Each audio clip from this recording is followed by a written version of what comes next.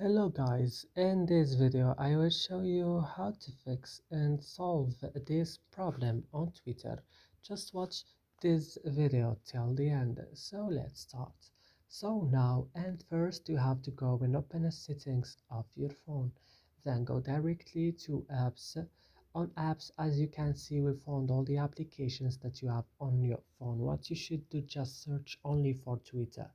When you found Twitter, just click on it and then go to storage option, go to the last two button, clear cache, also clear data, then go back and go to the last button to the bottom of the screen, also to first stop and click OK. And now you have the last things is to go into Play Store and updating your Twitter again. And that's it. I hope this video is helpful for you. Don't forget to like, subscribe in our channel. See you in another video.